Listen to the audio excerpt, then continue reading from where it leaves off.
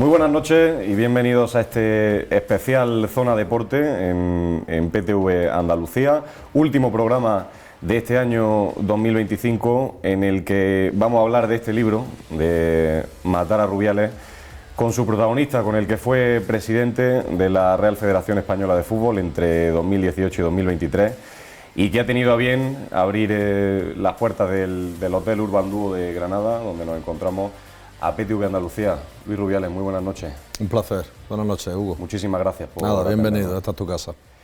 Has sacado tu libro hace muy poquito, venimos hoy aquí a hablar largo y tendido de él. Yo he podido leérmelo, además cuando empezamos a hablar de esta entrevista hace una semana, te dije que quería hacer la entrevista una vez lo hubiera terminado de leer. Y me ha parecido una lectura, tengo que decirte, muy interesante, muy densa, pero muy fácil de leer. Son 500 páginas al final de libro y en el que explica un poco lo que ha sido tu vida, sobre todo en esos 5 años de presidente de la Federación, pero bueno, también los antecedentes, lo que ha sido también algunos episodios después. Cuéntame en primer lugar por qué Matar a Rubiales, de dónde viene eso, porque cuentas que sale de la Moncloa. Cuéntame esa historia, Matar a Rubiales. Bueno, Matar a Rubiales es una frase que el propio Javier Tebas dijo en una reunión con un empleado de la Federación al que le invitaba a entrar en los servidores de la Federación, le invitaba a conseguir documentación para matar a Rubiales, tanto él como otra persona que estaba en esa reunión, Gerardo González Otero, un ex secretario de la Federación, secretario general de la Federación. Y al final el motivo es pues que aunque hay gente que habla sin información, hay otros a los que les gusta estar documentados, hay otros a los que les gustan tener todas las versiones. Y bueno, pues yo me he encontrado muchísima gente que pensaba que lo del beso era algo intrascendente, que no tenía la importancia que se le dio, pero que había otras muchas cosas que sí la tenían. Entonces, ahí lo que explico es que no hay nada más, que esas otras cosas han sido denuncias formuladas con una mala intención. Si tiene 500 páginas el libro, precisamente es porque hay un apartado de archivos donde aparecen sentencias, informaciones, recursos, etcétera, donde se ve contratos, donde se ve que hemos actuado siempre en mi etapa con plena honestidad, con diligencia y yo te diría que buscando la excelencia y sobre todo con unos buenos resultados, eso nadie lo discute.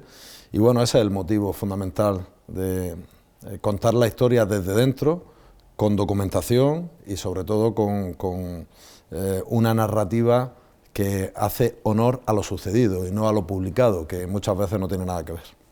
El gran acontecimiento mediático que sufriste en tu etapa, ya en el ocaso de tu etapa como presidente de la Federación, fue efectivamente el beso, y tú has comentado, antes de hablar de él, has comentado que crees que se magnifica por el proceso político que vive España en ese momento, ¿no? Bueno, hay una tormenta perfecta, hay 4 o 5 cosas que se funden. Recordemos que a mí me inhabilita FIFA, donde no tengo grandes amigos, donde el director jurídico es una persona que fue precandidato contra mí en las elecciones a la Federación Española, Emilio García Silvero. El presidente, efectivamente, del gobierno está en esa época tratando de ser investido, rompiendo la promesa, la promesa que hizo en su momento al electorado y a todos los españoles, que jamás pactaría con los independentistas, que jamás llevaría a cabo una amnistía. Entonces, en ese momento, que se hable tanto de Luis Rubiales le viene muy bien como cortina de humo. Por supuesto, la extrema izquierda de este país, el ultrafeminismo, que están muy llevados de la mano y que la extrema izquierda en España está perdiendo muchos votos, pues ven una excusa a la que agarrarse para poder recuperar esos votos. Es la misma extrema izquierda liderada con 2 cabezas, ¿no? Por un lado está Irene Montero, que es la ministra que ha puesto en la calle con sus decisiones a pederastas y a violadores.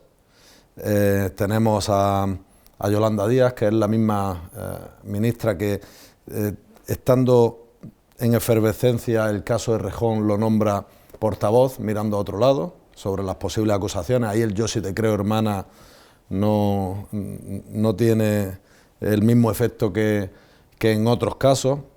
Y bueno, pues el mismo feminismo y la misma mujer, Yolanda Díaz, que funda un partido en Marea, se llama el partido, en Galicia hace años, de la mano de varios compañeros. Uno de ellos está condenado por violación, por pederastia, y y nada, no la hemos escuchado jamás hablar de esto. Si a esto le unimos que había 15, que en realidad eran 18 jugadoras, que trataron de cortarle la cabeza a Jorge Vilda, que me pidieron en varias ocasiones que le cesara, y no pasé por el aro, pues bueno, fue para ella, yo creo, un motivo extra no quiero utilizar la palabra venganza, ¿no? Pero bueno, digamos que hicieron todo lo posible para decir, ahora va a caer Jorge Vilda y va a caer también el que mantuvo a Jorge Vilda. Por eso digo que hubo muchas cosas y bueno, pues ya cuento en el libro cómo son muchos años de sufrir mentiras en determinados medios que reciben dinero de la Liga en concepto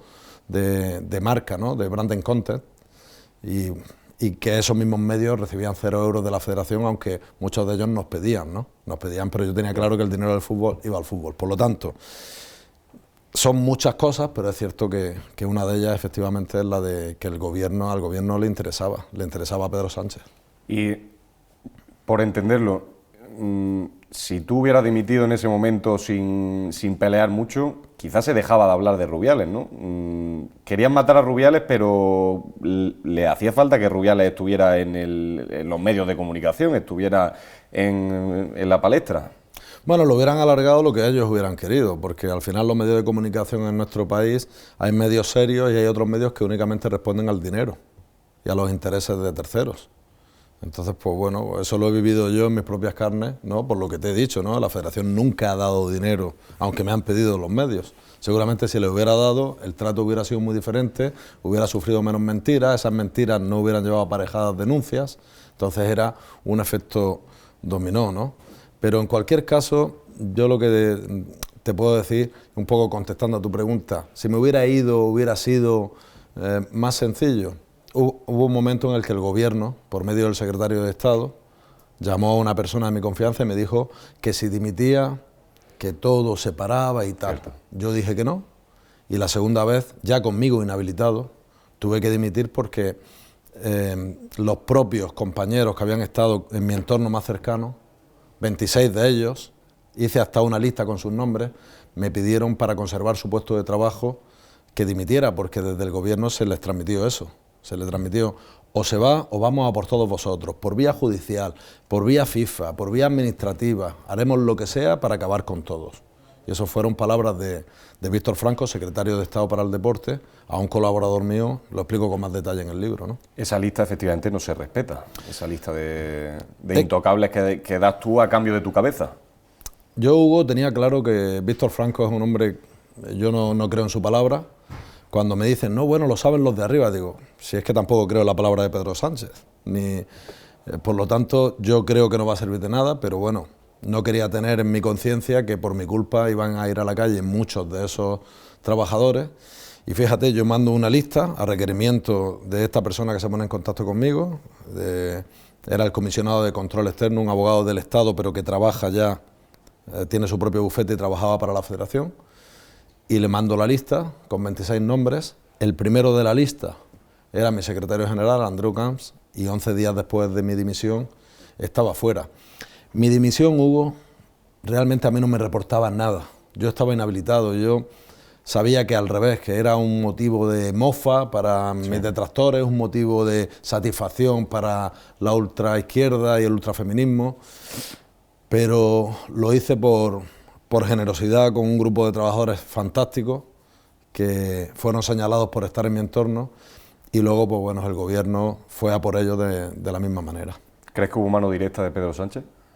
No puedo especular sobre si hubo o no hubo. Lo que sí que afirmo es que el gobierno, por medio del secretario de Estado, me dijo que o dimitía el lunes, no sé si era 10 o 9 de septiembre, antes de las 9 de la mañana, o que iban por todas partes a por nosotros, a por todos nosotros. Ya te digo, juzgados de manera administrativa, utilizando a FIFA con la que tienen una buena relación, etcétera, etcétera. Entonces, eso ocurrió así y luego, fíjate, luego hemos estado en procesos y muchos de ellos están en procesos judiciales sin que haya nada, porque vamos a demostrar que hemos actuado siempre de manera honrada. ¿Qué relación tuviste tú con Pedro Sánchez? Porque cuentas que yo, por lo que entiendo, en los primeros años había una relación fluida, incluso le presenta a Gianni Infantino, quizás a raíz de esas relaciones luego fructifica el hecho de que España vaya a ser sede del Mundial en el 2030. ¿Cómo fueron esos años con Pedro Sánchez? Además, reconocido, creo que fuiste votante de él, ¿no? ¿Cómo fue tu relación con él? El hecho de que yo le presentara a Pedro Sánchez Infantino no tiene nada que ver con el Mundial. Nada, ¿no? Nada, es decir, Pedro Sánchez, cada vez que ha salido a hablar del Mundial, ha sido para equivocarse. Quien nos ayudó de verdad a conseguir el Mundial, aunque dependa de FIFA, cada nación tiene un voto. Claro. Y son nación o federación, porque hay más de 200, si tenemos 190 y tantos países en la ONU, hay más de 200 federaciones, ¿no? El primer paso tiene que ser Europa, y quien nos ayudó de verdad a Portugal y a España, a Fernando Gómez y a mí, fue el presidente de UEFA. Sin él no lo hubiéramos podido conseguir. Luego, en un segundo paso, había que incluir a Marruecos, sí o sí, porque necesitábamos los votos y Marruecos arrastraba más de los 50 votos, a más de los 50 votos que hay en África. En un principio se habla de Ucrania también, si no recuerdo mal, ¿no? Sí, eso fue una idea del presidente de UEFA en mitad de la guerra, pero Ucrania luego no pudo salir adelante y nosotros sabíamos que tarde o temprano teníamos que meter a Marruecos. ¿Qué es lo que ocurre? Pues que Pedro Sánchez, en algún viaje que hizo a Marruecos, tuvo la osadía de hablar, de incluir a Marruecos en ese momento. Es algo que yo había comentado con él en alguna ocasión, pero no era el momento porque nosotros estábamos en un estadio previo donde había que unificar una candidatura europea. Y ahí estaban también los ingleses. Claro, si nos presentábamos nosotros con Marruecos y los ingleses o los británicos con Irlanda, por otro lado, había una candidatura que no era 100% europea y otra 100% europea, no hubiéramos pasado el corte. Entonces, este tipo de cosas que yo trataba de comunicar con él, hubo un momento en el que él no hacía caso, él iba totalmente sin escuchar a nadie, no cogía el teléfono, decía que hablara con el ministro. Yo hablaba con el ministro, pero no le llegaban los mensajes y nos puso un problema en muchas ocasiones. En cuanto a mi relación, era la que tiene que haber entre un presidente de la federación y un presidente del gobierno, incluso yo creo que es mucho más fluida entre otros presidentes de federaciones con los presidentes del gobierno, los primeros ministros de sus países, ¿no? Nosotros aquí teníamos muchas dificultades, un gran ego por parte del presidente para tratar de sacar ventaja política de este tipo de cosas cuando no hicieron nada, ni dedicaron un solo euro, ni nos ayudaron, fue pues como todo, como yo suelo decir, a pulmón, sin ayuda del gobierno. Mi relación con él fue la que tenía que ser y efectivamente en alguna ocasión le voté, en otra ocasión no voté al Partido Socialista, voté a alguna otra formación porque yo soy una persona más de centro, ¿no?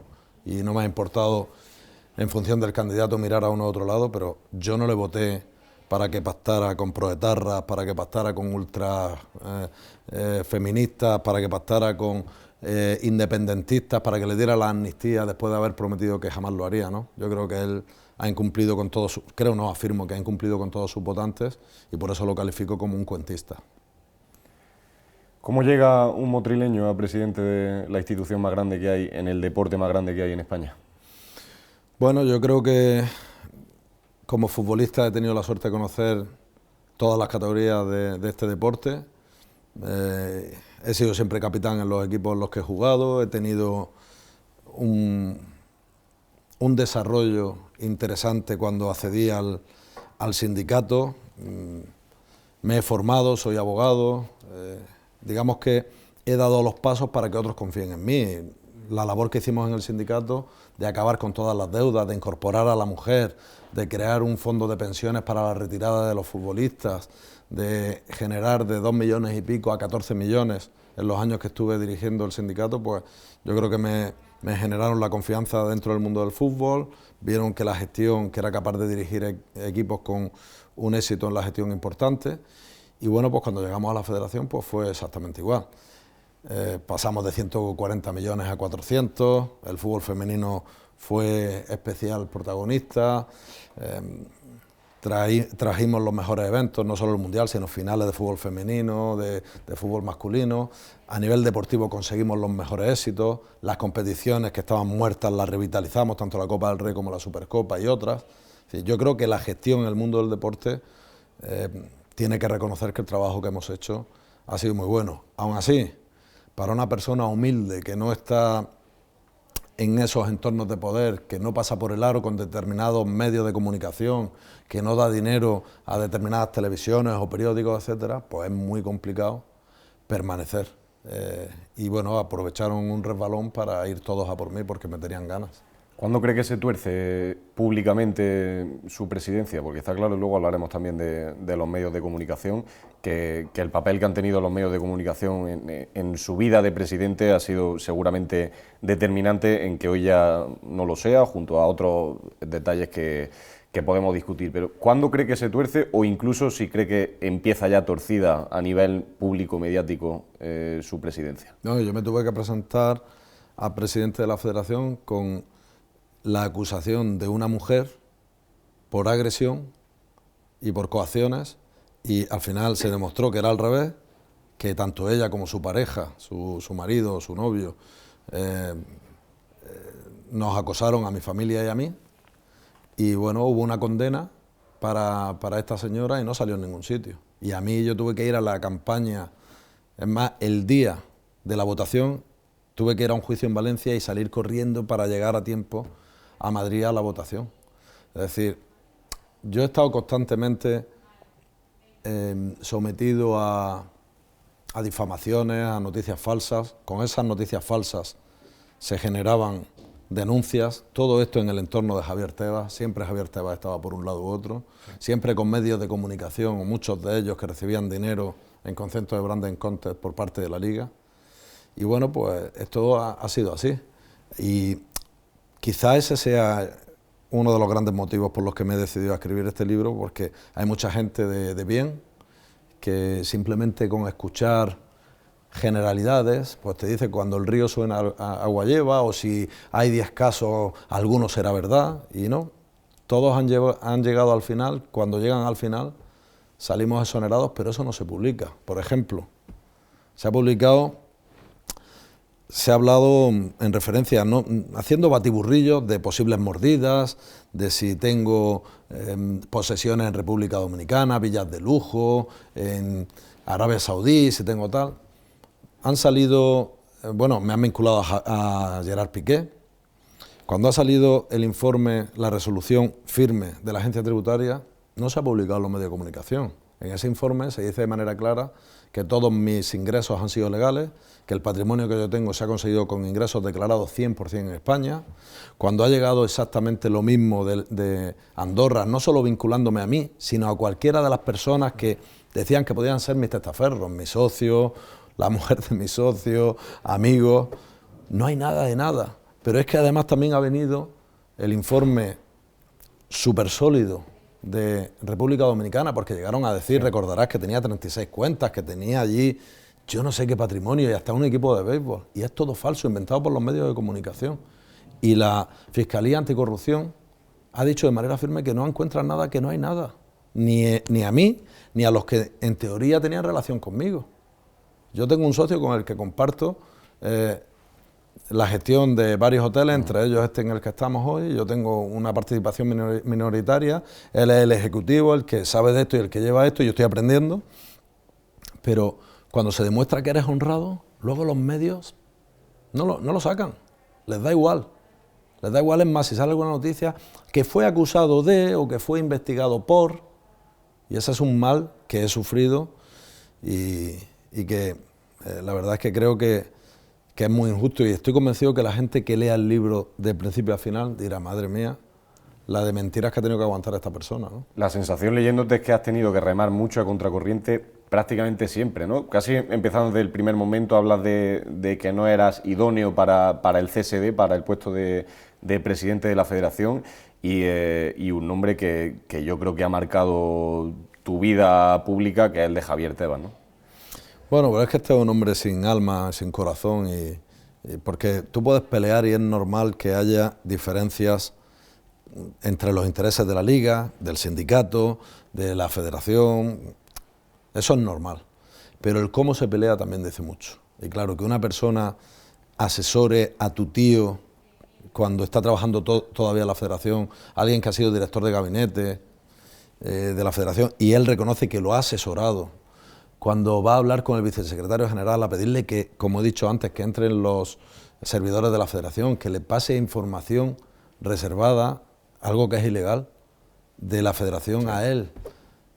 Este tipo de cosas, por eso ahora nos estamos defendiendo nosotros, pero yo espero, y es una de las cosas a las que hago alusión continuamente en el libro, que se haga justicia, que la justicia también vea cómo han actuado otros. Yo he peleado, he luchado porque no haya partido en Miami, he peleado contra el fondo CVC por cómo llega a un acuerdo con la Liga que nos parece usurero, he peleado por recuperar los derechos de televisión para el fútbol español y no para la Liga, de la Copa del Rey, de la Supercopa, hemos mejorado las competiciones, hemos peleado por pasar de 40.000 licencias a más de 100.000 en el fútbol femenino, todo esto lo he hecho, y yo sé que eso, que creciera el fútbol más modesto, que le llegara más dinero al fútbol más modesto, indirectamente, la tarta es la que es, ¿no? Sí. Indirectamente, pues podía perjudicar en algo a la Liga, pero mi trabajo era fundamentalmente dotar a las selecciones, dotar al fútbol español de la mayor y la mejor estructura deportiva y dotar al fútbol que más lo necesita, que es el de base hacia arriba, ¿no? Él ha ido a por mí de una manera que me parece que sobrepasa determinados límites, y yo voy a pelear porque se demuestre que han cometido ilegalidades. ¿Y entonces qué tuvo Luis Rubiales para no encajar? ¿Qué hay en tu persona para que hayas tenido tantos enemigos? Porque realmente hablas de muchos en tu libro, muchos amigos también en el camino seguro, muchos que mencionas que fueron amigos y que de la noche a la mañana dejaron de serlo, que un día aplaudían y al otro no lo hacían o no podían hacerlo. ¿Qué tiene la persona, Luis Rubiales persona, para no haber encajado, para que haya acabado realmente pronto su etapa en la presidencia de la federación? También tengo gente que no estaba y que ahora está. Gente que ha aparecido a ayudar y a colaborar y a decir qué necesita. También quiero decirlo. Sí. A ver, yo creo que te puedo poner un ejemplo. Si el acuerdo de CVC, que vinieron a ofrecerme comprar derechos de televisión, me pidieron comprar derechos de televisión que tienen que ser subastados en un tender público. No somos una institución pública, pero el tender es público, ante notarios, abriendo sobres, etcétera.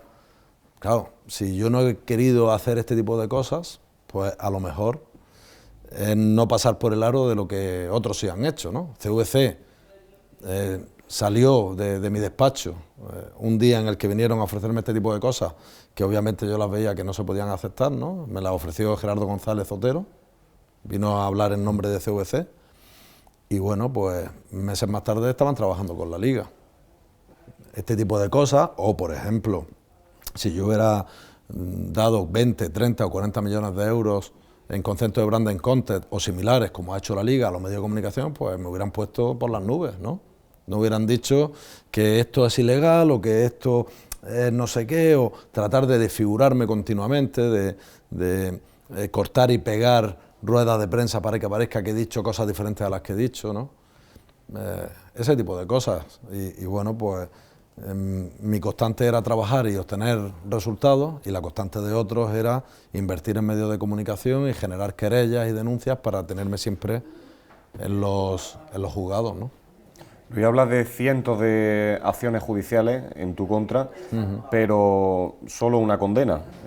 Por ahora, la condena del caso Jenny Hermoso, corrígeme si me equivoco, lo que hay por ahora son 10.800 euros de multa, aparte de una indemnización a ella y creo que no la prohibición de acercarte a 200 metros. Lo tienes recurrido ante el Supremo. ¿Cómo has vivido tú esto, además, como abogado, ¿no? Conoces bien la justicia, el tener que pelear tantas circunstancias judiciales diferentes y cuéntame también en el caso de Jenny Hermoso, el recurso que tenéis ante el Supremo, ¿qué previsiones tenéis, qué creéis que va a pasar? Hombre, creemos que es una sentencia injusta, lo he vivido con la amargura de ver cómo a los míos les afecta negativamente, porque somos personas de carne y hueso, pero con fuerza, con la fuerza que te da saber que has actuado bien, que te has podido equivocar de manera protocolaria, pero que en primer lugar fue consentido, y eso no lo cambiaré en la vida, porque yo sé que le pregunté y ella me dijo vale. Como por esto ya no puedo pelear, pues digamos que estoy peleando por otras cuestiones, pero yo creo que aquí no hay que desenfocarse y hay que ir a la raíz de la cuestión. aquel beso fue un beso entre amigos, con nobleza, yo diría casi ingenuo. Yo diría casi ingenuo. Cuando se ha politizado, cuando se ha tratado de sacar réditos de aquellas mismas o aquellos mismos que miran a otro lado con casos graves de verdad, y se ha tratado de retorcer la verdad para generar una condena, esa para mí es la raíz del problema. Que claro que tiene que haber una traición de gente, tiene que haber una amiga que cambie una versión, tiene que haber 1000 cosas para eso. Pero para mí no debemos de desenfocar lo que ocurrió, que ganamos un mundial, que teníamos la relación de amistad que teníamos, que por supuesto no había ningún tipo de intención sexual en ese beso, Dios me libre, al contrario, todo lo contrario, jamás. Y bueno, pues todo eso, que al final, mirado con los ojos de una persona con coherencia, como decía la propia Jenny Hermoso, de manera espontánea nada más terminar, hombre, es que le haya sentado mal a la gente será según con los ojos que lo quieran mirar, porque aquí no hay nada. Eso lo dijo de manera espontánea la señora Jenny Hermoso. Entonces, bueno, hay lo que hay. Y yo creo de verdad que confiando en ese sentido común, en esa coherencia y también en la ley, pues podamos salir adelante. Más que por mí, fíjate, yo lo digo por supuesto por mí, por mis padres, por mi hija, porque mi apellido, yo lo digo siempre, es el mío, pero es el de mi padre y el de mis hijas. Pero porque creo que tenemos que empezar ya a tener resoluciones, y ya ha habido algunas, por parte del Supremo en ese sentido, en el que se ponga un poco de coherencia a todo esto.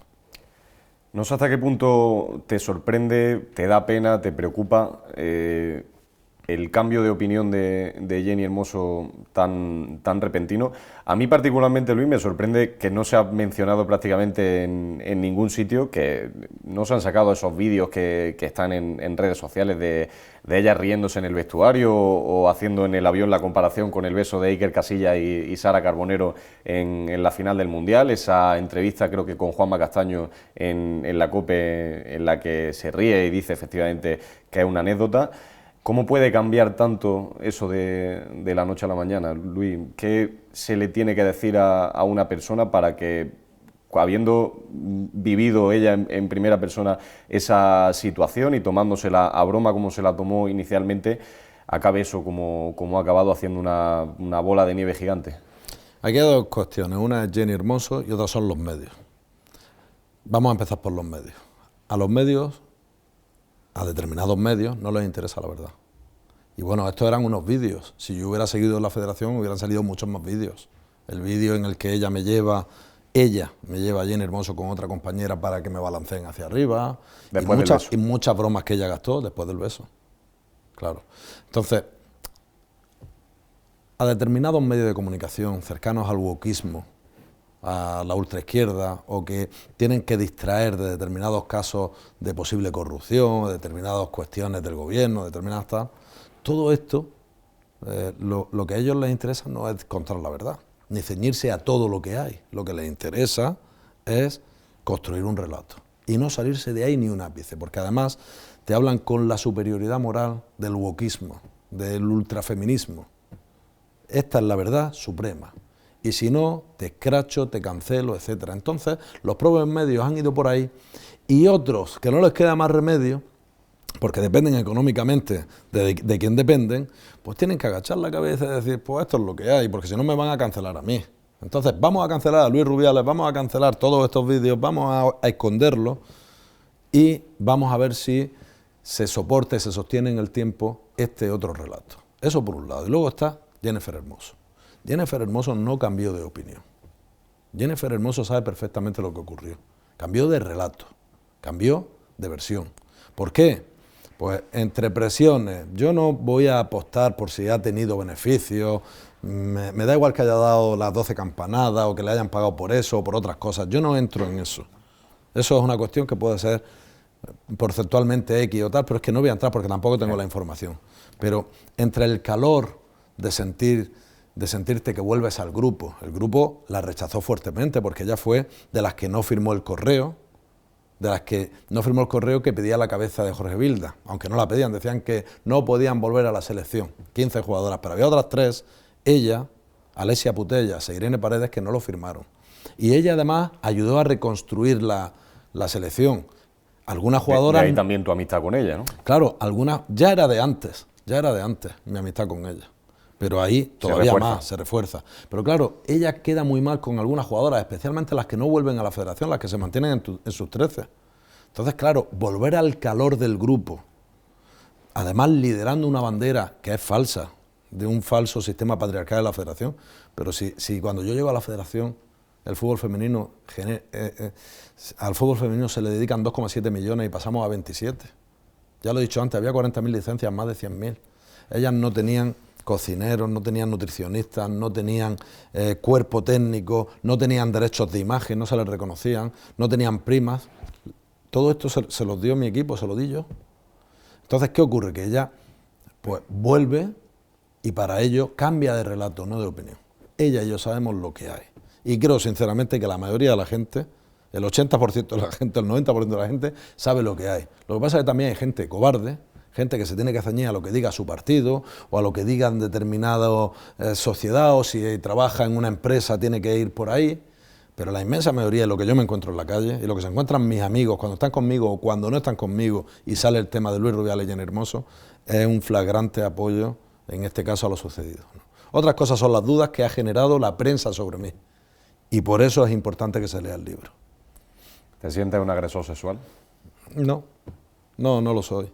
Es una pena que haya agresores sexuales sueltos por la incapacidad de gestión de una ministra que se encabezonó en que una cosa tiene que ser así, así, así.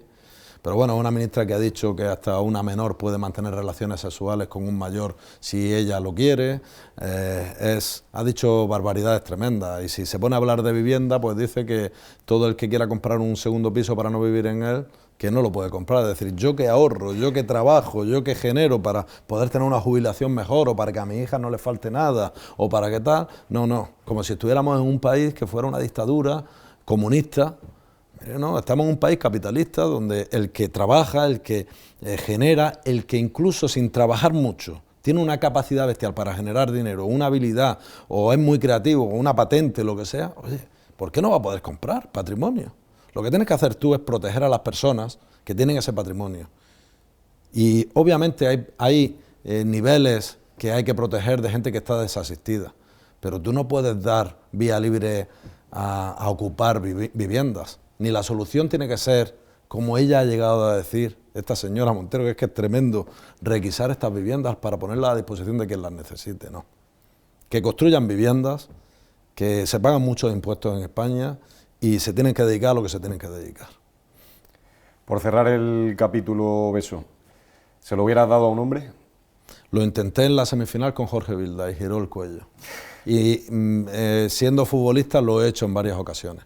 Si aquí el problema ha sido que la relación que había entre el presidente de la federación y la jugadora era de amistad. A mí me muelen a collejas en el vestuario, me gastan bromas, es decir, la relación que había anteriormente era nula, cero. Ningún presidente de la federación se sabía ni un solo nombre de una jugadora, ni uno. Yo las conozco a todas, en algunos casos conozco a sus familias. He estado en el hospital cuando se ha puesto enferma una de las hijas, o he ido a ver a otra que se rompió la rodilla o tal. Tengo mensajes de ellas después del beso, de muchas jugadoras a las que han intentado llevar al juicio. Y claro, no han querido ir. Porque una cosa es callarse porque no les queda más remedio y otra cosa es ir a defenderme. Muy duro para una mujer. Hubiera sido, se le hubiera caído encima pues todo el feminismo radical de España, ¿no? Entonces, en ese sentido creo que tengo no solo las espaldas cubiertas con lo que he hecho, ahí están los resultados y ahí está, sino también a nivel moral, es que ellos han perdido la oportunidad de decir que no, que es casi un compañero más. Pero bueno, Jenny optó por cambiar de relato y ella sabrá por qué lo ha hecho.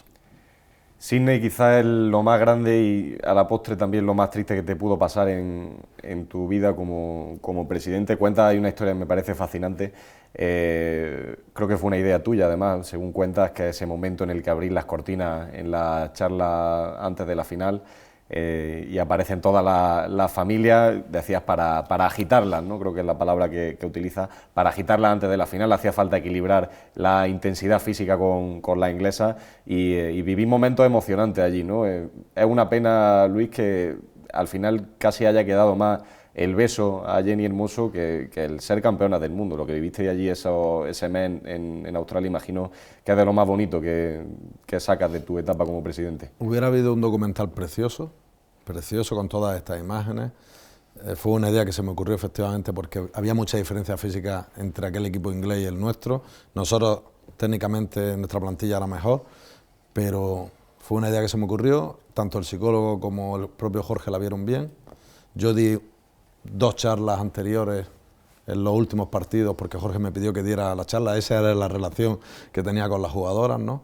Y efectivamente llevamos allí a todas sus familias, hicimos pancartas, estuvimos la noche de antes que Juan Rubiales salió diciendo que yo estuve de marcha hasta las tantas, es falso, estuvimos allí preparándolo todo porque pusimos unas cortinas para que los familiares estuvieran en un sitio y las jugadoras recibiendo la charla táctica en otro, ¿no? Y bueno, pues cuando descorrimos las cortinas teníamos todo preparado con las familias. Recuerdo que la madre de una jugadora, incluso, que no quiero decir nombres, pues que está en silla de ruedas, pues puse una persona para que estuviera la primera delante, que no se quedara detrás. Es decir, cuidamos todos los detalles.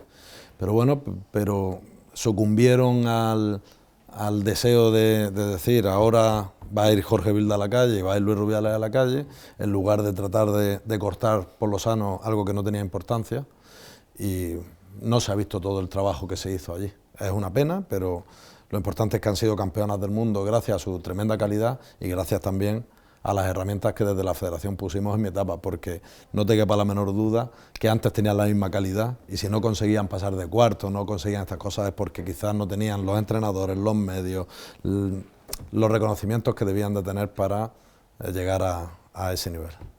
Has pedido disculpas varias veces por ese gesto en el que te llevas la mano a los genitales después de la consecución del título.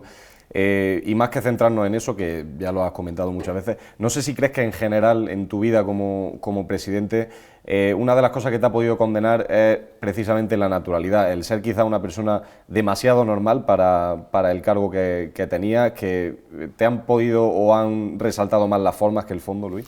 Bueno, pero es que la forma, es que yo hice eso una vez en mi vida, lo han repetido después 200 veces, pero yo me he comportado siempre bien. Yo he sido fuerte en mis convicciones, he defendido con firmeza las cosas estas, no he dado dinero a la prensa, no he caído en esa... Perdona, más allá del gesto, tu forma de hablar, ¿no? Siempre has dicho ese acento motrileño que no lo has perdido nunca, la forma de expresarte quizás no era a lo que la gente está acostumbrada a ver a un presidente de la Federación. No, yo creo que yo me expreso, yo soy andaluz, pero me expreso muy bien y debato con cualquiera.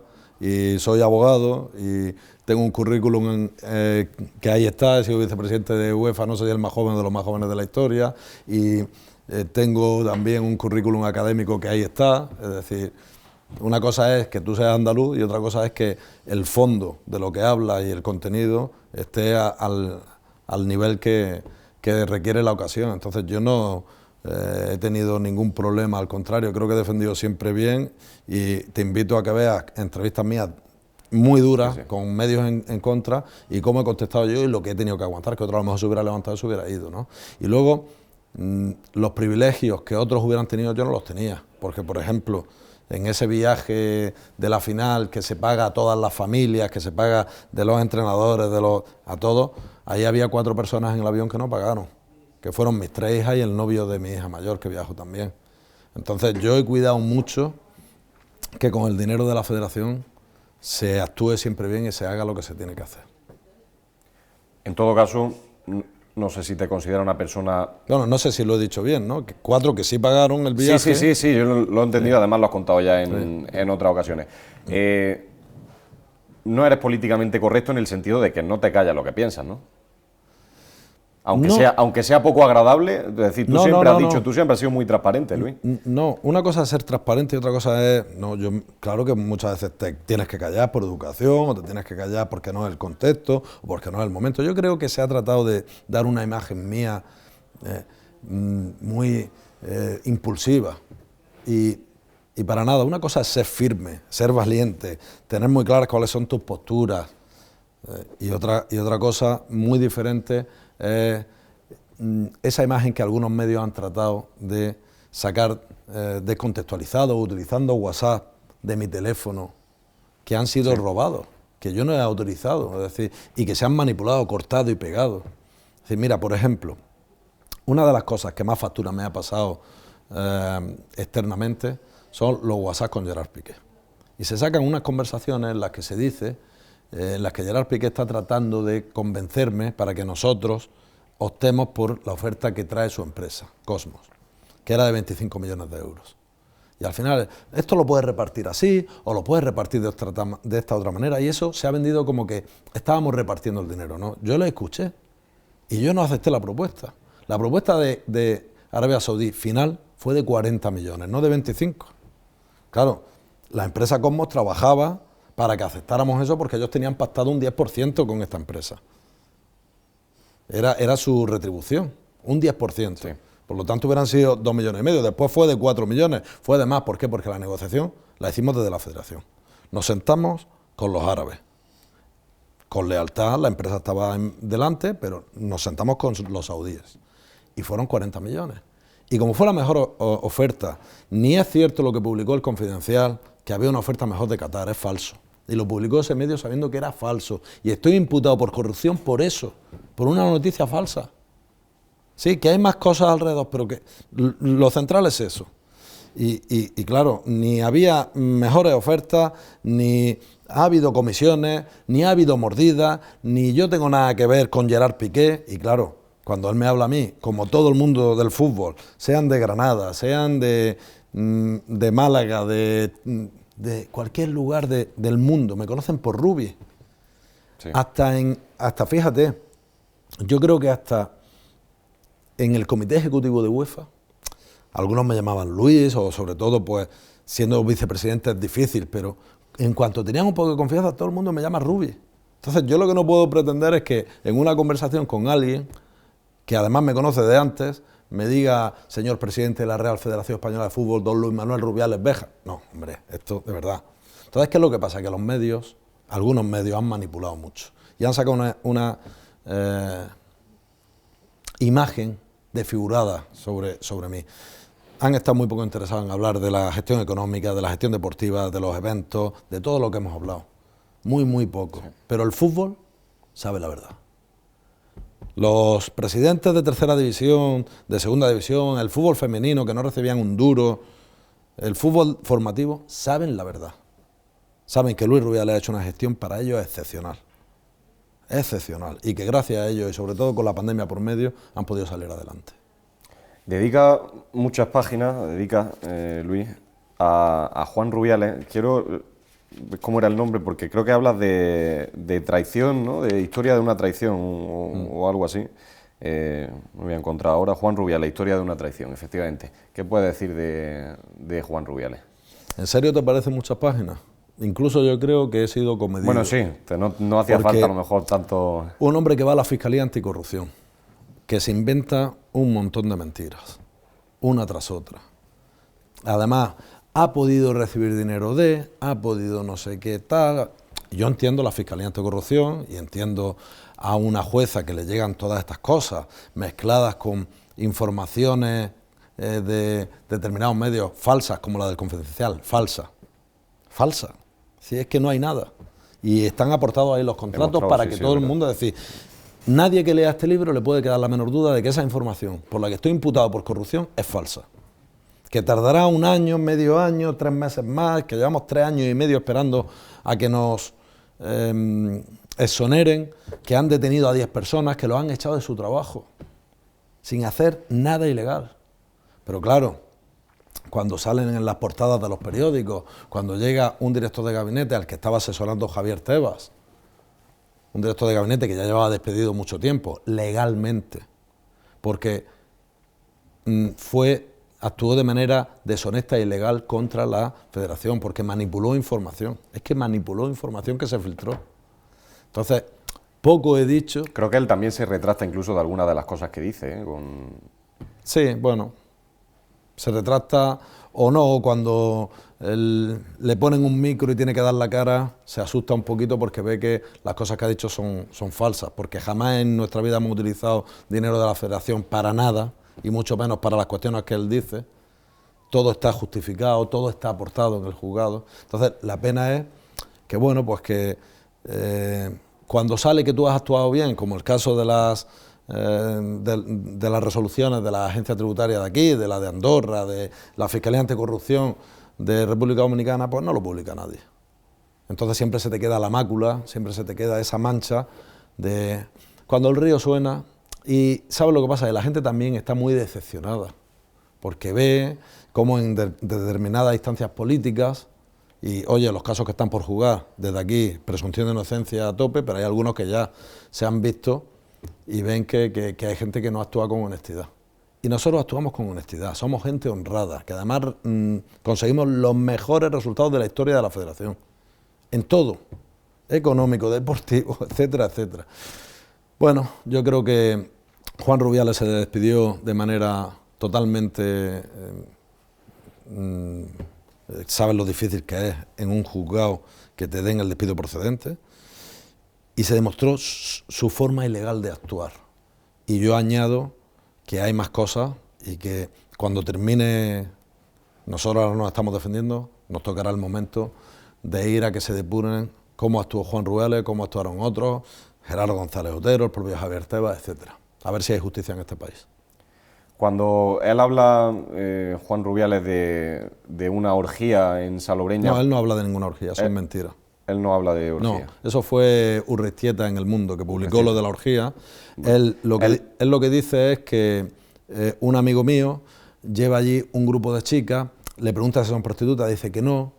Mira, aquello fue una comida de 3 a 5 de la tarde, porque él dice, llegaron a las 5 y se quedaron. No, es falso que llegaron a las 5, porque la persona que viene con una paella, es que hicimos una comida, así que estaba allí, una persona que tú conoces estaba con su novia.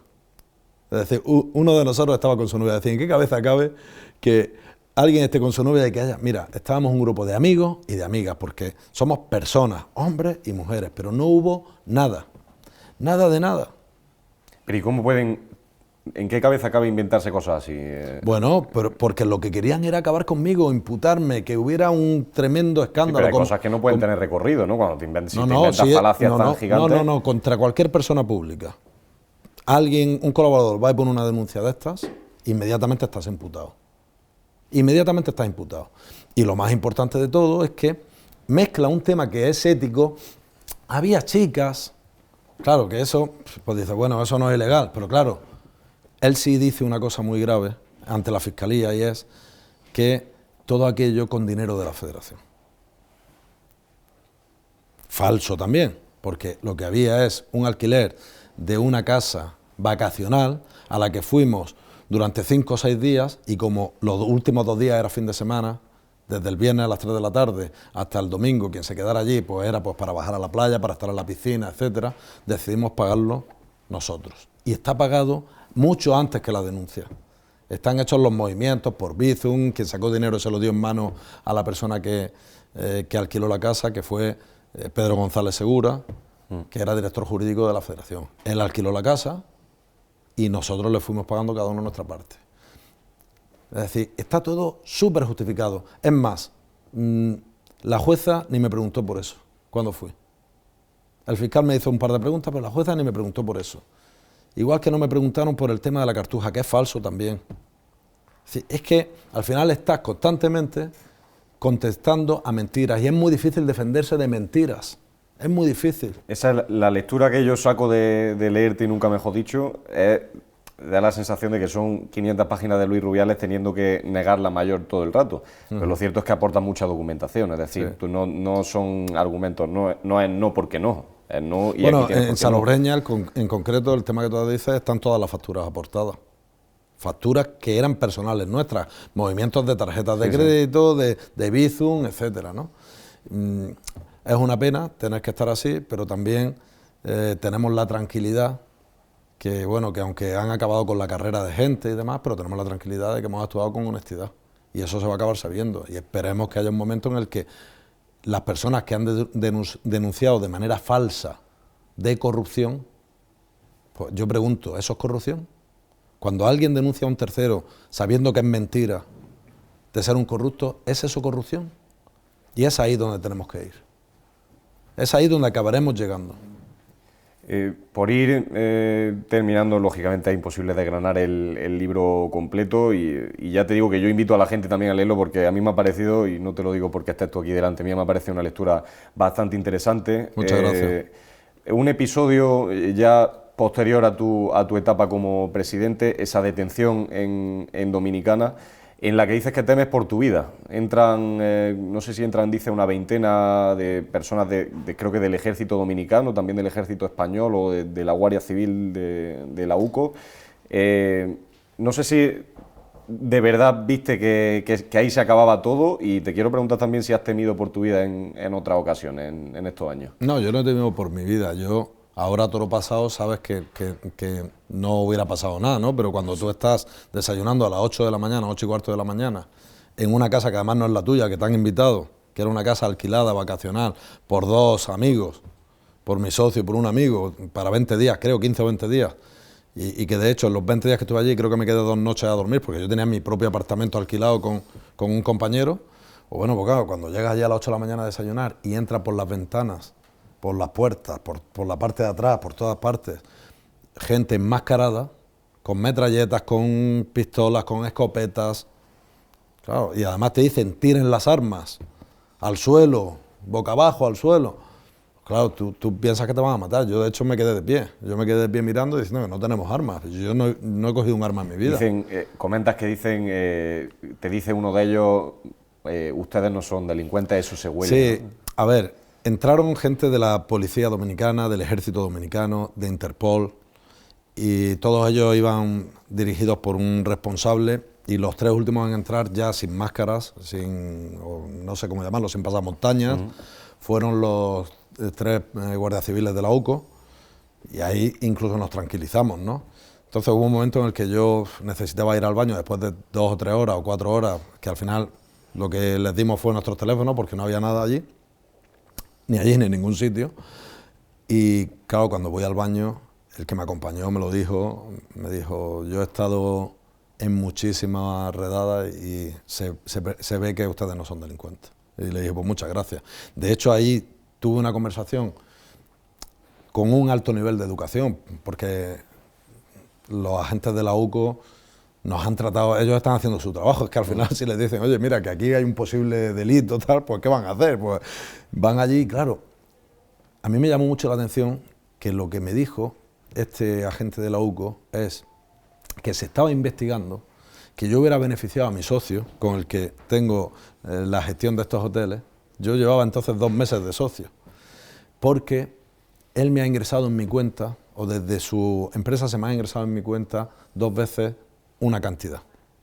Y entonces yo le digo, no, es que yo le he dado un crédito a la empresa, yo he comprado las participaciones en el precio que está tasado, por encima del precio tasado legalmente, y he dado un crédito al hotel, porque es que si no, él no me hubiera vendido.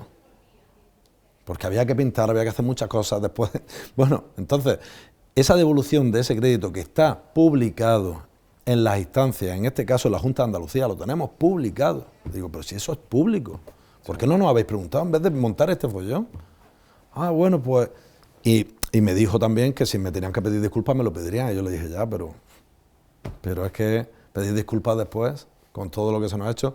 De todas formas, repito, ellos están haciendo su trabajo, ¿no? Es que, ¿qué podemos hacer? A esta altura, yo lo que estoy esperando, de verdad, es que hagan ya el informe que tengan que hacer y que se cierre este caso. Porque nosotros no hemos hecho nada, somos gente honrada. Luis, ¿qué es tu familia para ti?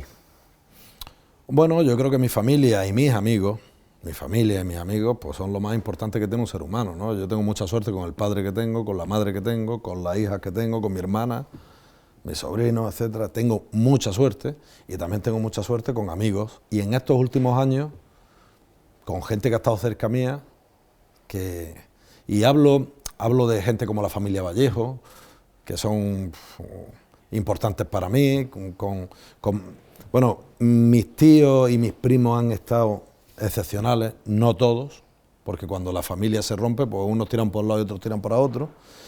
Hablo también con mucha ternura de la mujer de mi socio, de Puri, porque, claro, ella también la detuvieron.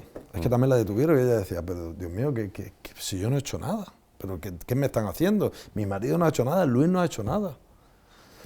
Entonces, pues claro, hay gente que por estar a mi lado, pues han sido daños colaterales, pero son personas. Y a veces se deshumaniza, o desde cualquier lugar se da una información, o por ejemplo aquí se habló de que había en los hoteles determinado dinero. Es que ese dinero es un dinero legal, que está declarado. Es decir, es que determinados hoteles requieren también de una administración económica y está declarado. Y entonces cuando se publican varias cosas y se descontextualizan, pues no es fácil. Pero tengo suerte con la familia que tengo suerte con los amigos que tengo. Matar a Rubiales. Está estrenado como escritor a lo grande, ¿eh? La verdad es que es un libro gordo, ¿eh? donde lo haya, pero ya digo, lectura... Bueno, la letra es un poquito más grande porque ya... Letra grande, ¿verdad? Cuando tú todavía eres muy joven, pero ya cuando se pasa de 45 sí, años... Viene bien que la letra sea más grande. ¿Cómo ha sido ese proceso de escritor? Luis, ¿cuánto tiempo te ha llevado a hacer el libro? Me llama la atención, ¿no? Preguntarte... Cuando vengo de República Dominicana y entonces empiezo a pasear prácticamente a diario, hago 10 o 12 kilómetros con mi padre, que lo sigo haciendo. Él va a su gimnasio, yo voy al mío, después nos reunimos y echamos a andar. Por aquí, por Granada. Por aquí, por Granada, sobre todo por la zona del río. Nos gusta mucho ir río arriba, por el Genil hacia arriba, pero también vamos por el Albaicín o por el Realejo, por muchos sitios, ¿no? Empezamos a hablar y claro, a mí me habían dejado sin mi ordenador. Yo no tenía toda la base de datos que tenía, no la tenía, pero mi padre guardaba muchas de las cosas que yo le había mandado, le había dicho, papá, esto por si se me pierde a mí en algún momento y tal. Entonces mi padre empieza a recopilar esos datos y empieza a buscar otros muchos. Digamos que ha sido la persona que he tenido, no tenía ni ordenador yo entonces y no tenía ingresos porque me habían bloqueado las cuentas, ¿no? Entonces nos bloquearon las cuentas de los hoteles. Entonces fue muy duro, los primeros 4, 5, 6 meses fueron muy duros, hasta que me van desbloqueando algunas cuentas, nos van dejando respirar, ¿no? Y van viendo que las cosas están bien y entonces yo creo que también la jueza se empieza a dar cuenta y empieza a abrir, ¿no? Pero mi padre fue muy importante en eso. También digamos que tanto él como el editor y sobre todo mi abogado José Vicente Gómez Tejedor me han dado consejos, me han hecho correcciones, especialmente mi abogado, ¿no? Oye, por aquí, tal. Y de hecho mi abogado no quería que yo publicase el libro. Es decir, el momento en el que llega la luz verde para que Luis Manuel Rubiales Béjar firme un libro, es en el momento en el que la agencia tributaria dice de manera muy clara que todos mis ingresos son legales. Ese fue el momento clave. Pero bueno, fue un proceso bonito. Yo estoy muy unido a mi padre, porque aparte de ser mi padre, es mi mejor amigo. Me llevo muy bien con él, siempre estamos juntos, vamos y venimos, ¿no? Entonces, pues bueno, fue un momento... Fueron 4 o 5 meses hasta un primer borrador y tal, y bueno, pues creo que después he tenido la suerte de tener una editorial que me ha permitido al 99,99% publicar todo lo que he querido, ¿no? Me ha tenido que quitar cosas, porque si no el libro hubiera tenido 2000 páginas, ¿sabes? Pero bien. ¿Consiguieron matar a Rubiales? Bueno, me sacaron de mi puesto, ¿no? Y también por un resbalón mío, ¿no? Hay que reconocer pues que me equivoqué, que no estuve bien a nivel institucional. Yo creo que en la balanza de lo que he hecho positivo con mis equivocaciones ha sido injusto, de verdad lo creo. Te pongo un ejemplo. Lo que hago en el palco, que es decirle a Jorge Vilda, ole tu huevo, aunque está muy feo, eso es, y me equivoqué, es fuera del campo, no es televisado. Quien dice eso miente. Otra cosa es que luego se emiten a posteriori imágenes de gente que lo había grabado con su móvil o con una cámara de FIFA. FIFA, para encontrar mis imágenes tenía mucha suerte. Para encontrar la imagen en la que Jenny dice vale, tuvimos menos suerte. Pero bueno, pero en cualquier caso te quiero decir lo que yo hice en positivo y en negativo creo que no merecía eso, ¿no?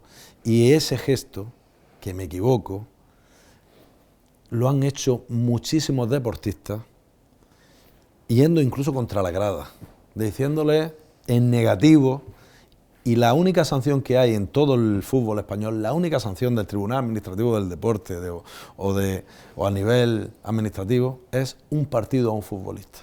Y a mí me han echado 1 año y medio por eso, aquí en España. Entonces, pues bueno, es que es desproporcionado, de verdad. Yo creo que lo mío se ha juzgado con excesiva vehemencia e incluso con tratar de ejemplarizar actos que nada tenían que ver con lo que se ha querido hacer ver, sobre todo por la extrema izquierda y por el ultrafeminismo. Luis Rubiales, muchísimas gracias por abrirnos las puertas del Urban Dúo de Granada, PTV Andalucía. Muchas gracias a ti, Hugo. Un placer.